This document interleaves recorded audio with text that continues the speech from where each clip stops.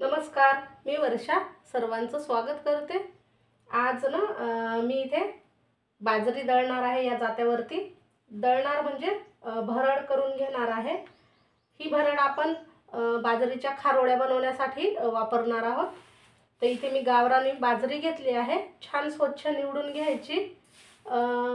धुवून सुद्धा तुम्ही वाळवून घेऊ शकता।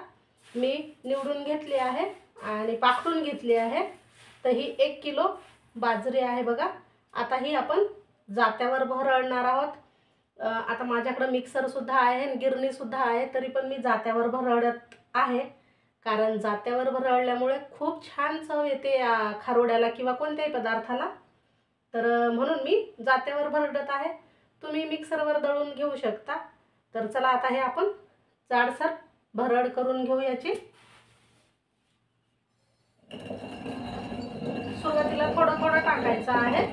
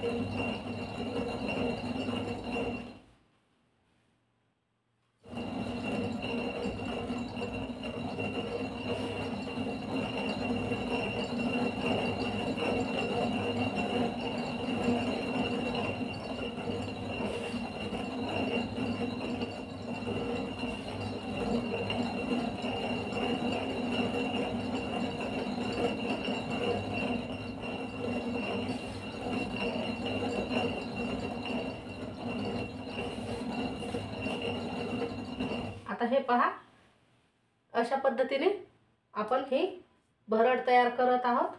सर्व ही जी बाजरी आहे ती मी याची भरड बनवून घेते। तर हे पहा, आपण असं हे भरड बनवून घेतलं आहे बाजऱ्याचं। आता आपण याच्या खारोड्या बनवायला घेणार आहोत। तर चला मी आता पुढे सांगतेच आहे की याच्यासाठी आपल्याला काय काय लागणार आहे, किती प्रमाण लागणार आहे। तर चला आपण आता खारोड्या बनवायला घेऊया। तर हे बघा, जात्यावर भरड करून तयार झाली आहे। आणि तुम्ही म्हणजे तुम्हाला लक्षात येईलच की जात्यावर भरडल्यामुळे ह्याचे ना फक्त तुकडे नाही झाले, तर हे छान असं भरडले गेलं आहे। आपण मिक्सरवर किंवा गिरणीवरून दळून आणतो तेव्हा या बाजरीचे फक्त तुकडे होतात, तर त्यामुळे चवीमध्ये थोडासा फरक पडतो। तर जात्यावरच्या ज्या आपण हे भरडून खारोड्या बनवणार आहोत याची चव थोडी वेगळी लागणार आहे, म्हणजे छान लागणार आहे। तर आता मी याच्या खारोड्या बनवायला घेते। तर आता हे जी बाजरी आपण भरड करून घेतली होती ती पाखडून घेतली आहे आणि मी अशा प्रकारे ओली करून घेतली आहे बघा। यामध्ये पाणी टाकून आपण हे ओले करून घेतले आहे आणि एका चाळणीमध्ये असं पाणी निथळायला ठेवलं आहे। आता हे आपण साईडला ठेवणार आहोत आणि यासाठी एक असं मोठं पातेलं घ्यायचं। हे बाजरीचं जे भरड आहे ते या भांड्याने मी मोजून घेतलं होतं। या भांड्याने 2 भांडी एवढं हे भरड आहे। तर आपण पाणी सुद्धा याच भांड्याने मोजून घेणार आहोत। एका मोठ्या पातेल्यामध्ये आपण पाणी गरम करायला ठेवणार आहोत। तर या भांड्याने बघा 1 तांब्या भरून एवढं पाणी बसते या भांड्यामध्ये। आता या तांब्यानेच मी पाणी टाकून घेते या पातेल्यात।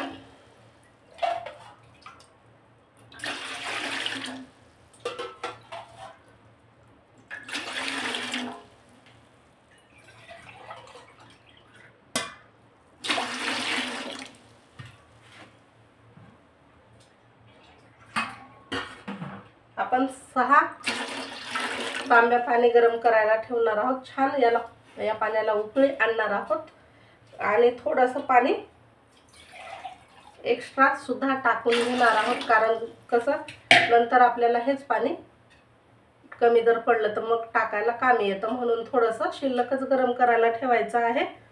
आणि पाणी थोडंसं जास्तच उकळायला ठेवा, कारण आपण खारोड्या बनवत आहोत, तर ह्याला थोडं पाणी जास्त लागेल शिजवण्यासाठी.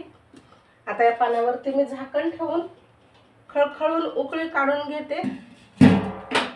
पाण्याला उकळी येत आहे तोपर्यंत आपण याच्यामध्ये जे टाकायचं वाटण आहे ते बनवून घेणार आहोत.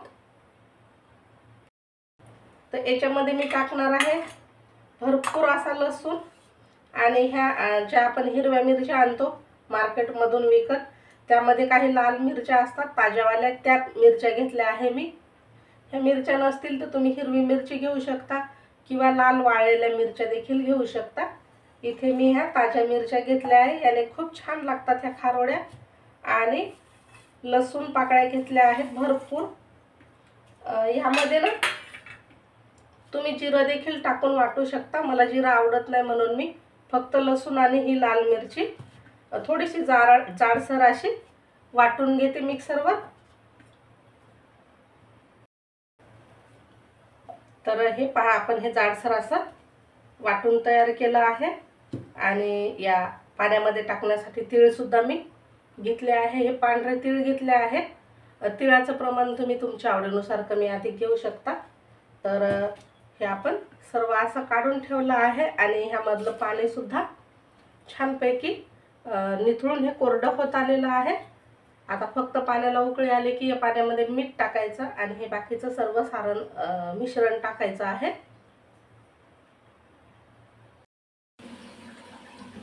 तर आता पाण्याला बघा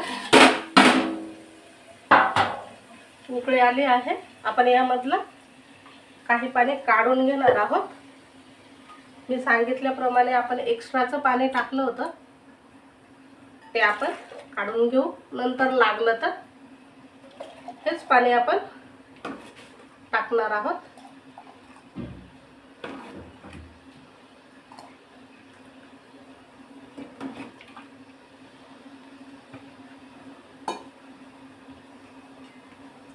आता ह्या पाण्यामध्ये मीठ टाकून घ्यायचं आहे चवीनुसार.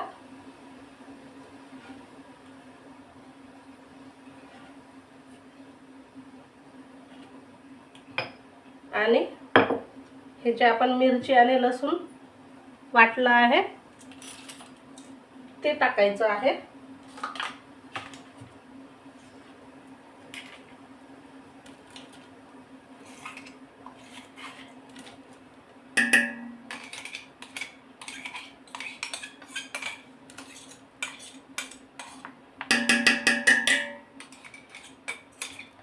तुम्ही इथे बघू शकाल पातेलं जे घेतलं आहे मी तर खूप मोठं घेतलं आहे आणि त्याचं जे तळ आहे ते जाड आहे, त्यामुळे शक्यतोवर असं भांडं घ्यायचं आहे आपल्याला. बघा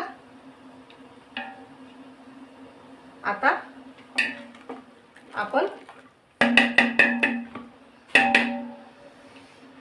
या पाण्यामध्ये ही जी बाजरीची भरड आहे ती टाकणार आहोत. तर ती अशी टाकायची आहे थोडी थोडी आणि याला हलवत राहायचं आहे. तुम्ही लाटणं देखील घेऊ शकता फिरवण्यासाठी किंवा मग हा असा लाकडाचा चमच असला तो घ्यायचा आहे. तर आपण एका हाताने हे टाकणार आहोत, एका हाताने फिरवणार आहोत, म्हणजे यामध्ये गुठळे होणार नाही. आणि थोडं थोडं करून टाकायचं आहे, एकदम हे बाजरीचं पीठ टाकायचं नाही.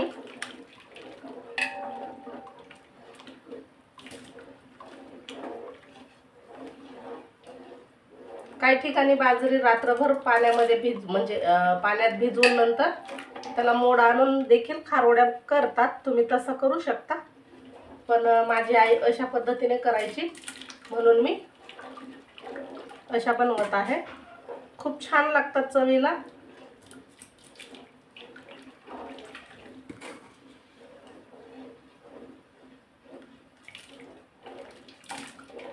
हे सर्व टाकून घ्यायचं आहे आणि हे जसं जसं शिजत जाईल बघा तसं तसं घट्ट होत जाते बॅटर।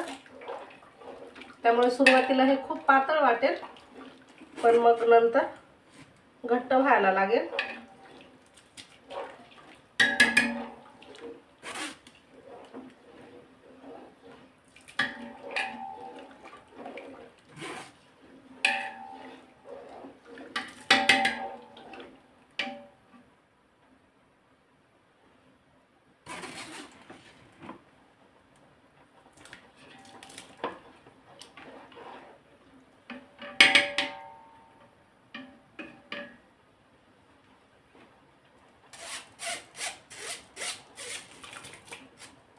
आता हे संपूर्ण आपण टाकून घेऊ आणि याला शिजवायचं देखील छान मध्यम आचेवर आपण व्यवस्थित असं शिजवून घेणार आहोत।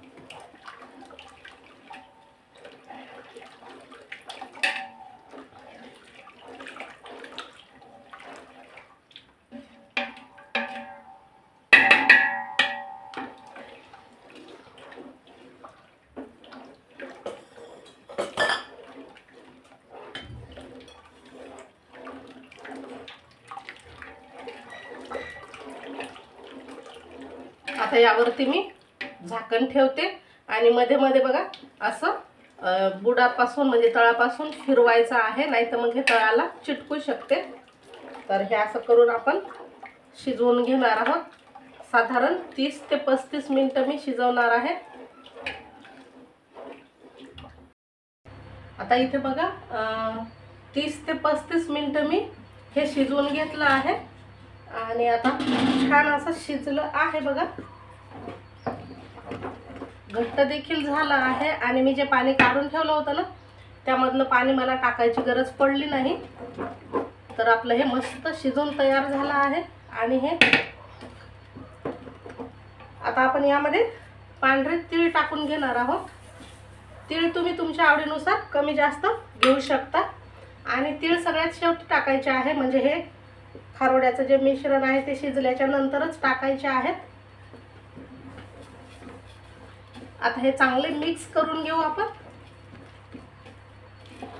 तिळामुळे ह्या खारोड्या खायला खूपच चवदार लागतात, तर नक्की टाका।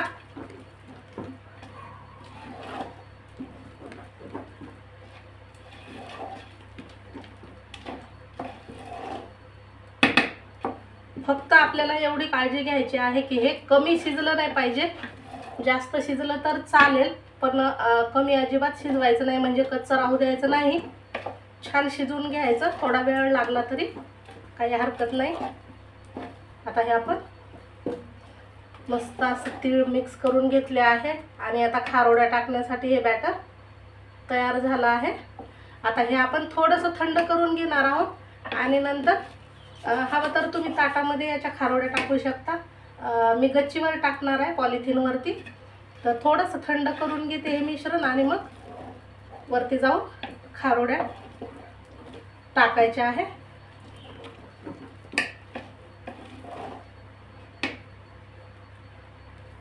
आता गॅस बंद करून घ्यायचा आणि हे थोडा वेळ थंड होऊ द्यायचं।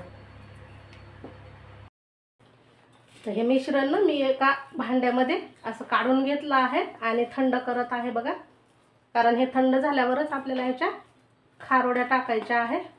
तर मी इथे काय करते, ताटामध्ये तुम्हाला ह्या खारोड्या करून दाखवते आणि नंतर गच्चीवर जाऊन पॉलिथिनवरती टाकणार आहे। जसं आपण सांडगे टाकतो त्याच पद्धतीने ह्या खारोड्या अशा टाकून घ्यायच्या आहे। फक्त थोड्या साईजला मोठ्या मोठ्या टाकायच्या, सांडगे आपण छोट्या साईजचे टाकतो। जर हाताला चिटकत असेल तर पाण्याचा हात लावून ह्या खारोड्या अशा टाकायच्या आहेत।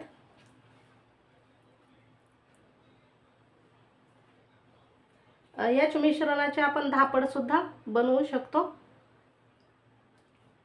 तर तुम्ही धापड बनवा किंवा अशा खारोड्या बनवा आणि वर्षभर खा, मस्त लागतात. भाजून खा, तळून खा किंवा अशा सुद्धा खाल्ल्या तरी पण छान तोंडाला चव येईल अशा ह्या चमचमीत आणि चवदार खारोडे झाल्या आहेत.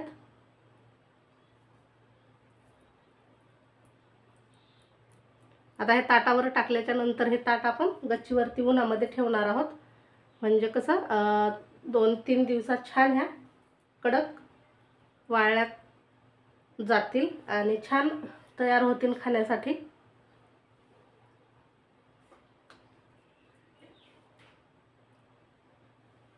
तर हे पहा, अशा पद्धतीने ह्या टाकून घ्यायच्या.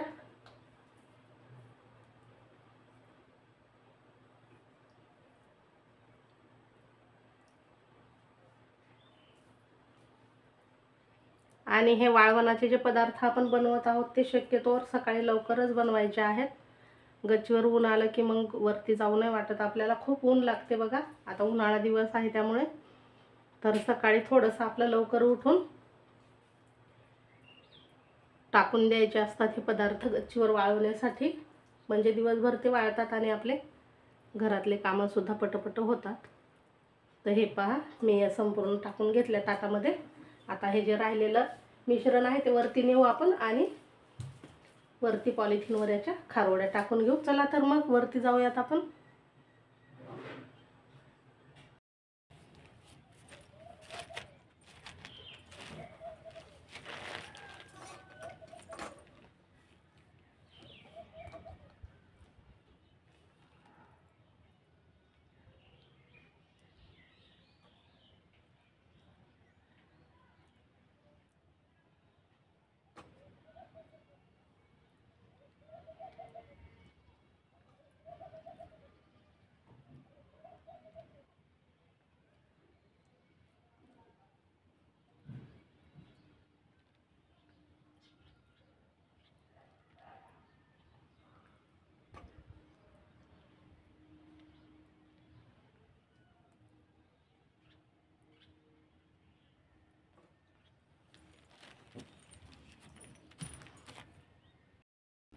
तर बघा, झाल्या माझ्या सर्व ह्या खारोड्या टाकून आणि काही धापडसुद्धा टाकले आहेत इथे तुम्ही पाहू शकता. तर आता ह्या 2-3 दिवस कडक उन्हामध्ये मी वाळवून घेणार आहे आणि नंतर हवाबंद डब्यामध्ये भरून ठेवणार आहेत. तर नक्कीच आवडल्या असतील ह्या खारोड्या. मला कमेंट करून जरूर सांगा आणि व्हिडिओ आवडल्यास लाईक शेअर करा आणि नवीन असाल चॅनलवर तर सबस्क्राईब करायला देखील विसरू नका. तर हे पहा, आपल्या खारोड्या तयार झाल्या आहेत. कडक उन्हामध्ये मी 3 दिवस वाळवून घेतल्या आहेत आणि आता ह्या आपण डब्यामध्ये भरून ठेवणार आहोत.